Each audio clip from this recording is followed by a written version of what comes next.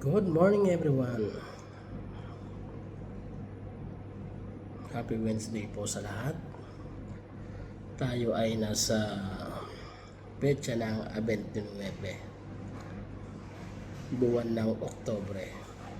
So mag-enjoy po tayo at mag-ingat sa araw na to.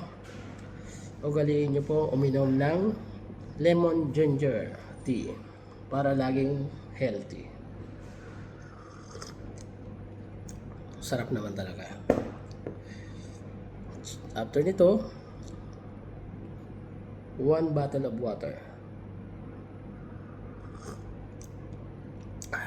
Yummy!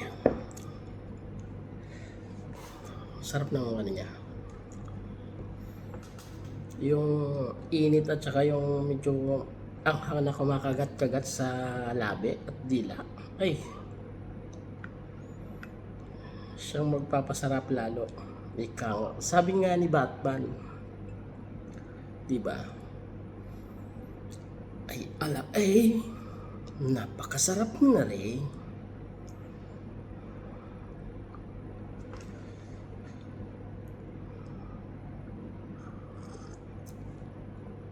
Yummy naman talaga. Lemon and ginger. May mga iba kasi na hindi sila pwede sa lemon, hindi rin sila pwede sa ginger. Meron yung taong kano.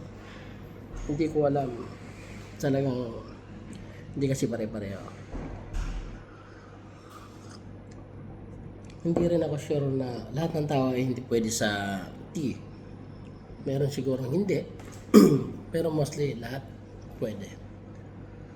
Sa coffee naman, merong ibang pwede, merong ibang hindi. Depende sa kanilang kalusugan. Sa akin naman, lahat pwede.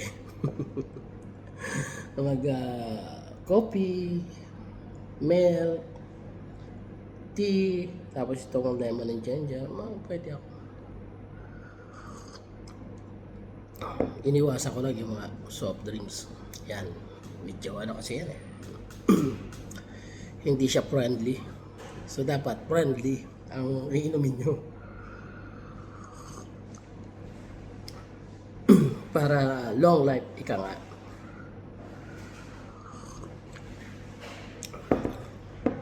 Pag yung kasang iniinom mo araw-araw soft drinks, ano yun? Pwede yun, paminsan-minsan. Tsaka, kailangan limit talaga. As long as na kaya mo hindi mag-soft drink, huwag, magtipid ka na lang.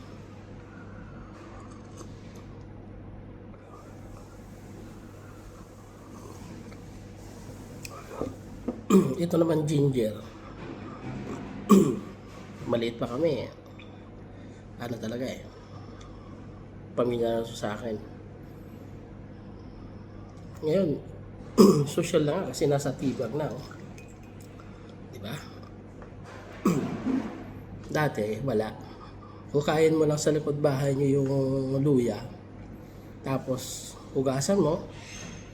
Araw, hinugasan lang namin, hindi na namin binabalitan. Tapos, pukpukin mo ng isa, dalawa. At nakita mo medyo umano na, lagay mo sa kasirola or kaldero o kaya kawali. Kung wala, lagay mo ng tubig. Yun na yun. Napakasarap na inumin. Talagang ang noon. Grabe. Pero dati, pag uminom kami noon, may asukal. Pero ngayon, ito iniinom ko, walang sugar to. Ito lang talaga. Dati naman, hindi naman pinagsama ang ginger at saka lemon or kalamansi. Wala pang ganun eh. Ngayon, ang dami na kasing combination.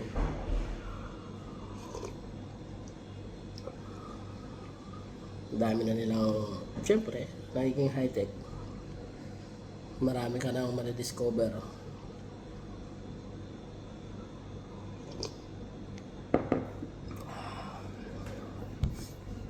Thank you so much. Napakahaba na ng aking video. Pagpalain po tayong lahat sa araw na ito.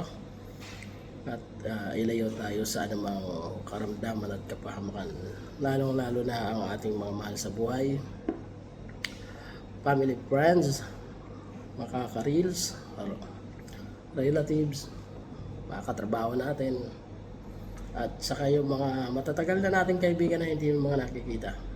Sa mga followers ko dyan, maraming salamat. Sa mga subscribers, shoutout sa inyong lahat. Sa mga non-followers, thank you so much guys for supporting us.